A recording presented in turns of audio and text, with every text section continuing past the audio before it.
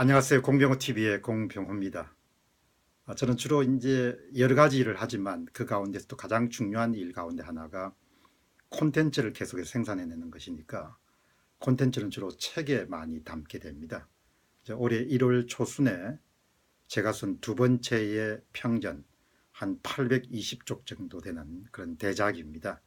올해 2월에 썼던 김재철 평전에 이어가지고 새로운 평전이 또 이번에 손을 보이게 됩니다. 이렇게 계속해서 이제 인물 평전에 제가 지금 도전을 하고 있는데, 그 책은 제가 한 100여 권 정도 썼습니다만 그 책을 쓸 때마다 완전히 새로운 일이죠.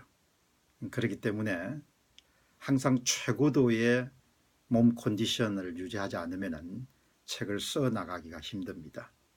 지금 쓰고 있는 책들도 한 6부, 7부 정도로 구성되어 있는데, 이제 1부를 마무리하고 나면 두 번째 그 주제 2부 같은 걸 도전할 때는 책이란 것이 그냥 나오는 대로 쓰는 것이 아니고 정교한 프레임을 짜야 되는 것이죠. 2부는 몇 장으로 구성되고 있고 대주제는 어떤 것이고 소주제는 어떤 식으로, 이렇게 전체 틀을 딱 짠 다음에 그 틀에 맞춰서 집필을 시작하게 됩니다. 그런데 늘 경험하는 것은 새로운 그런 1부, 2부, 1장, 2장 이렇게 시작할 때마다 상당히 고통스럽죠. 아이디어가 그냥 나오는 것이 아니기 때문에. 주로 그런 프레임을 짜는 아이디어는 제 경험에 미뤄보면 대부분 새벽에 흘러나오게 됩니다. 이제 오늘도 새 부를 이렇게 공략할 때 거기에 따르는 장과 인용문과 이런 부분을 딱 짜고 난 다음에 이제 본격적으로 준비가 된 상태에서 글을 써 나가기 전에 잠시 막간을 사용해 가지고 지금 여러분들에게 방송을 드립니다. 책을 쓰는 일은 참 이렇게 착실함을 필요로 하는 것 같습니다. 점프가 있을 수가 없으니까. 그래서 우리가 20년 내지 30년 정도를 하게 되면은 자신이 종사하고 있는 업종 자체가 한 개인에게 미치는 영향이 아주 크다고 봅니다.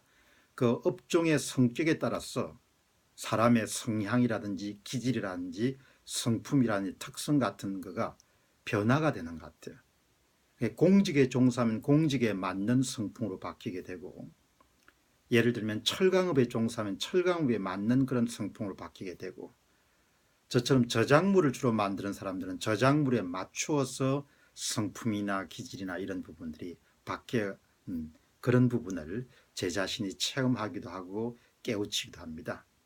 저술가로서 굉장히 오랫동안 이렇게 저술 활동을 계속하기 위해서는 첫 번째 가장 중요한 일이 착실함인 것 같아요. 그러니까 생활을 절제하고 외부와의 어떤 만남이나 이런 부분에 나름의 원칙에 따라서 행동하지 않으면 생활 리듬이 깨지게 되는 것이고, 그 생활 리듬을 복원하기 위해서 엄청난 시간과 노력을 기울여야 되기 때문에 계속해서 지속적인 그런 상품을, 콘텐츠를 만들어내기가 힘든 것이죠. 착실함이라는 것이 굉장히 저는 중요하다고 봅니다.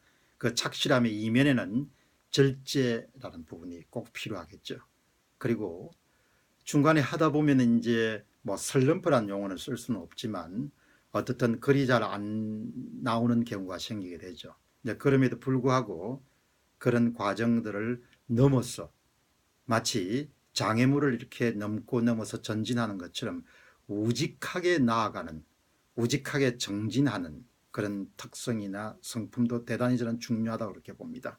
그렇기 때문에 다른 업종에서도 다 중요하겠지만 특히 저술가로서 계속해서 무대 중심에 오랫동안 그렇게 남아있기를 원하는 사람은 제가 당장 떠오른 두 가지 덕목, 착실함과 우직함이란 이 두 가지가 그야말로 유전자처럼 자신의 몸에 체화되고 체득되고 생활화되고 습관화되고 그렇게 관행화되지 않으면 저술 활동을 계속해서 수행하는 것은 어렵다고 그렇게 봅니다.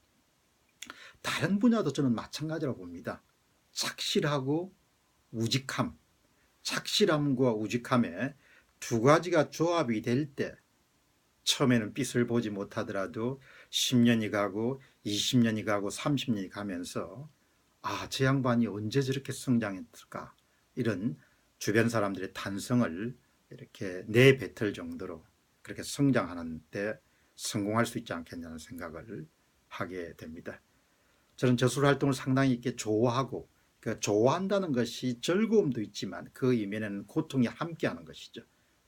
그러니까 항상 즐거움은 약간의 아픔이라든지 이런 부분하고 함께 하는데, 저술 활동을 상당히 좋아하는 것은 항상 새로워질 수 있다는 거죠. 가보는 길을 절대 안 간다는 겁니다. 제가 교직과 같은 데 몸을 담을 수 없었던 중요한 이유는 학생들의 성적을 매기는 것이 엄청나게 고통스러웠던 그런 기억이 있습니다. 그것은 반복적으로 어떤 일을 해 나간다는 것을 제 자신이 싫어한다는 것을 그때 깨우치게 된 것이죠. 그렇기 때문에 사업도 일단 어느 궤도에 오르게 되면은 자신이 오너가 아니면은 습관화될 가능성들이 굉장히 높은 것이죠. 그러나 저술은 크게 빛이 나는 그런 일은 아니지만 계속해서 새로운 일을 도전해 볼 수 있는, 그러면서 또 생계를 유지해 나갈 수 있는 그런 매력이 있다고 봅니다. 모든 사람들이 완벽한 그런 인생을 살 수 없지만 약간의 고통 속에서도 항상 새로운 과제를 도전할 수 있는 이런 직업에 종사할 수 있게 된 것을 항상 저는 감사하게 생각하는 것이죠. 근데 지금 아무리 생각해봐도 희한한 것은 왜 아이디어는 저녁에 안 나오냐 이야기죠. 왜 아이디어는 해가 질 때 나오지 않느냐. 그것은 지금도 저는 상당히 미스터리라고 그렇게 봅니다. 새벽이 되니까 아이디어가 분출이 되는 것이죠. 그렇기 때문에 저는 지금도 일찍 자고 일찍 일어나서 일을 시작하는 그런 업무 습관을 갖고 있습니다.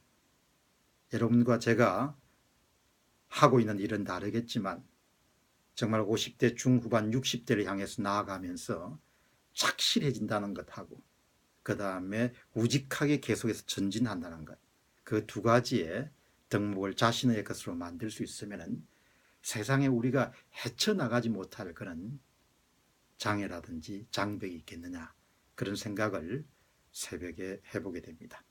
공병호 TV의 공병호였습니다. 감사합니다.